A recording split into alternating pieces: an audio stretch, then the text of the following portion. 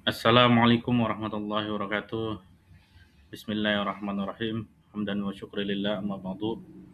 Pada kali ini kita akan membahas bersama-sama struktur, karakteristik, sejarah singkat, kewenangan, kelebihan, tantangan, dan upaya keseimbangan dalam praktik sistem presidensial di Indonesia. Tujuannya yaitu untuk memberi gambaran yang lengkap dan ringkas agar audiens memahami bagaimana presidensial mendukung stabilitas demokrasi dan tata pemerintah yang efektif.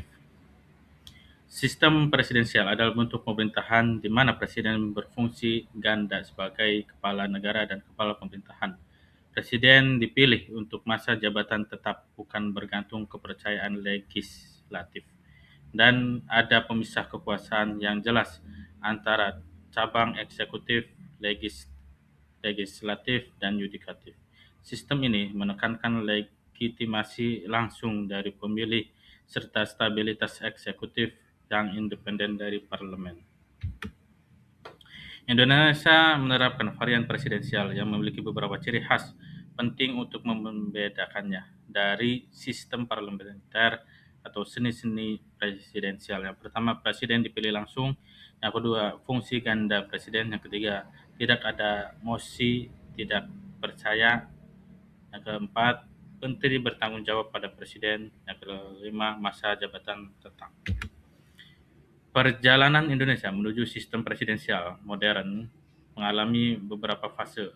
Pada awal kemerdekaan, ada perdebatan antara model parlementer dan presidensial. Setelah periode awal parlementer dan perubahan politik, Undang-Undang 45 menjadi landasan bagi presidensial yang lebih kuat.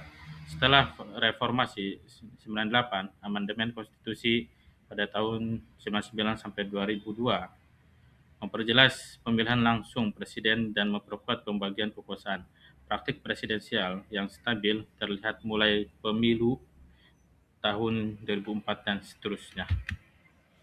Undang-Undang 45 mengatur kekuasaan presiden secara jelas. Presiden memimpin cabang eksekutif, merumuskan dan melaksanakan kebijakan pemerintahan, memegang hak prerogatif untuk menetapkan kabinet, serta mewakili negara di luar negeri. Meski berkuasa luas, presiden juga tunduk pada mekanisme hukum dan konstitusional, seperti sidang DPR, Mahkamah Konstitusi, dan proses impeachment jika terbukti melanggar hukum. Presiden tidak dapat membubarkan parlemen. Hubungan eksekutif diatur secara check dan balance formal. Check dan balance formal. Kelebihan dan tantangan sistem presidensial. Model presidensial membawakan sejumlah keuntungan, namun juga menghadirkan tantangan praktis melalui yang perlu dikelola. Yang pertama, stabilitas pemerintahan. Yang kedua, mandat jelas. Yang ketiga, kebuntuan politik. Yang keempat, resiko sentralisasi.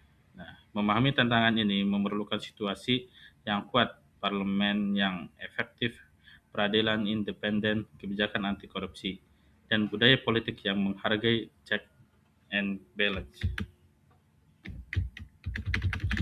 Untuk menjaga demokrasi yang sehat, Indonesia terus mengembangkan mekanisme pengawasan dan kelembagaan, penguatan peran DPR dalam legislasi dan pengawasan, independensi lembaga peradilan dan pengawas, transparansi pemerintahan, serta stabilitas sistem kepartaian, reformasi konstitusional dan praktik politik pasca 98 menunjukkan komitmen terhadap pemerintahan yang demokratis dan bertanggung jawab.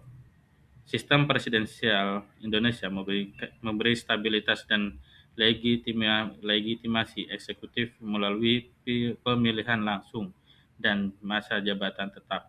Namun efektivitasnya bergantung pada keseimbangan institusional, check and balance, serta budaya politik yang bertanggung jawab. Mungkin sekian saja yang dapat saya sampaikan. Kurang lebihnya mohon maaf. Assalamualaikum warahmatullahi wabarakatuh.